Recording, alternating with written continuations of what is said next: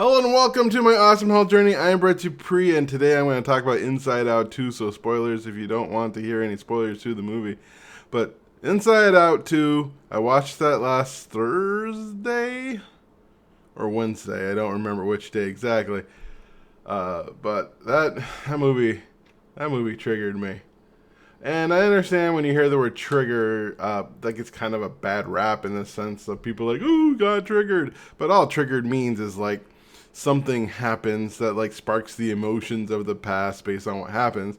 And if it's something that you find traumatic, of course that trigger is going to be huge and cause a big outburst because like you have unhealed trauma or maybe even healed trauma. I don't know if trauma ever goes away. It's just kept in the brain and the body somehow. I don't know. But so Inside Out 2 is a movie about this little girl who has these emotions in her head, like Herman's Head for the few Gen X people who remember that super fun show. And each emotion has a job: joy, sadness, disgust, and fear. And then the Inside Out 2, she gets new emotions because she hits puberty. And the new emotions are embarrassment, ennui, envy, and of course, the one that triggered me, the one that just caused me to sit there and watch the movie with tears running down my face and cringe every time that they did something, was anxiety. So, for a lot of my life, or yeah, for a lot of it, especially from around her age at the time, going into puberty, about 12, and until honestly sometime in my 30s, anxiety, social anxiety especially, really dominated my life. I mean, it wasn't until I call my second birthday when I turned 26, because that's when I got into personal growth and personal development to work on my social anxiety, and the work I did from that just felt so freeing and amazing, like I was in a sense born again, because the social anxiety that I felt back then was debilitating. I used to think of myself as an introvert because anytime I would hang out with people, I felt like I had a social cup, and when that social cup was gone, I just had to leave. I remember dancing with, it was a bachelorette party, and I was having fun, and the bachelorettes were dancing with me with, like wigs with penises on their head. It was fun.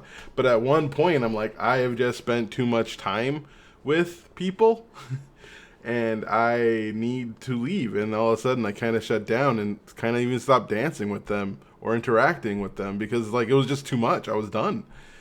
And then I had to stay at home and just decompress for maybe a weekend. And as I got older and worked on it more, if you look, especially look at it as a kid, I'm more of an extrovert. The thing is like social anxiety was just so mentally exhausting that I had to decompress because it just took so much energy. And that's the thing about the anxiety. It just took so much energy. So watching this depiction of this little girl, and I know, like, yeah, you're a boy, but no, it's not 100% accurate. Of course, it's also not accurate in the sense that it's a Disney movie and they solve it in 3 fucking days. And I say 3 fucking days because it took me 20 years. And as I was driving home, that pissed me off so much. I went to Crave Cookies and got an orange cream cookie because I had to eat my feelings on that one.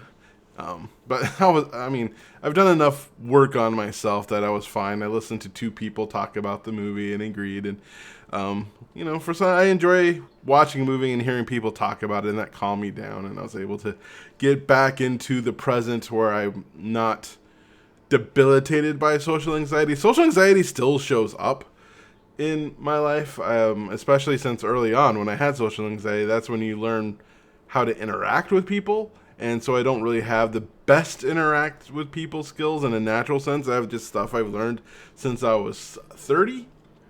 So I was really bad at, carrying a conversation, small talk, all those little things. And those are things I've just learned as an adult.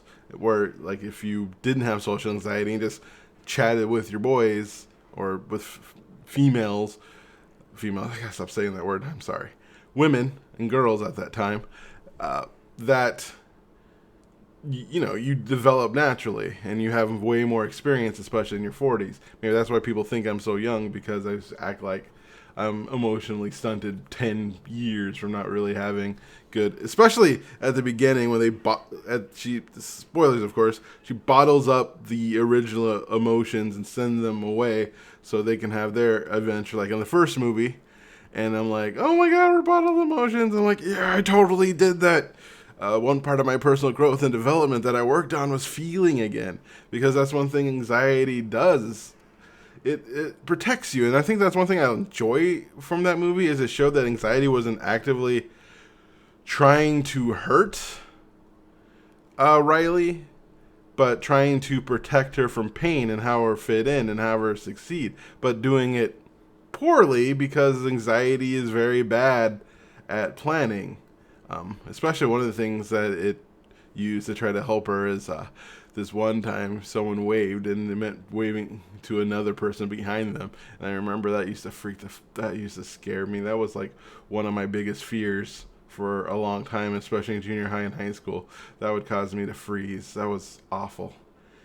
And yeah, so just, I mean, the triggering part is just all those memories and emotions flooding back and remembering how I used to be. And I spent most of my life really hating that part of me, hating it, because it took everything from me. It took my ability to be close to people. It took my ability to be in a relationship. It just felt like it took away my ability to feel close to my family.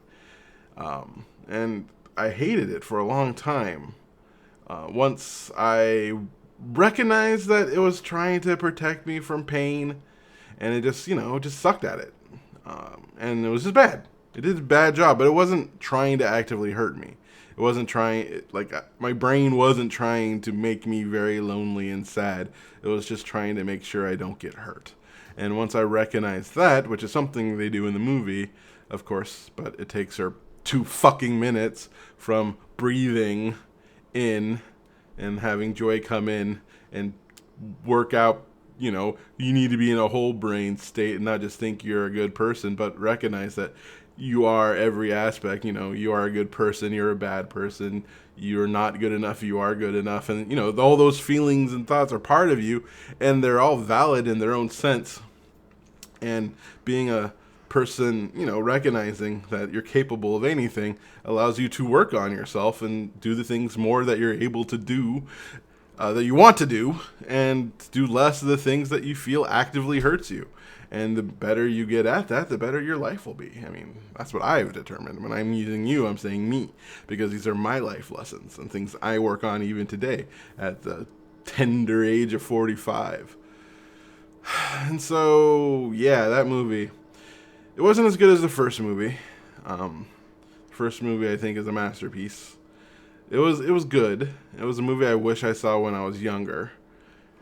It might have been the movie that changed my life instead of Kingpin. Yeah, it's Kingpin.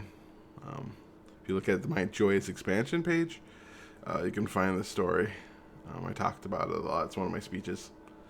Back in my Toastmasters, or when I was trying to be a professional speaker. But yeah, that did a number on me. I really needed a hug after that movie. But no, I had to deal with it alone, just like everything else in my life. But that's life.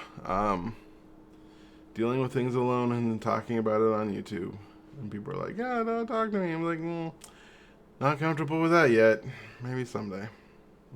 Maybe when I'm 55. I'll feel safe. Well, anyways, that's me talking about Inside 2 and how it just did a number on me emotionally for a few hours, and then I'm fine. But at the same time, yeah, it's a lot of reminders of how I used to act, and how for the longest time, if I had a board in my head, anxiety was running it, and how tiring that it was. And how I'm happy it doesn't do that anymore. I mean, it's still there, and it still pops up and runs the board every once in a while. But I, for the most part, have it not take control of my life. I mean, sometimes, especially when I'm sad, it might. But for the most part, I feel pretty good. Anyways, thank you for watching. I love you for who you are. And as always, you are worthy.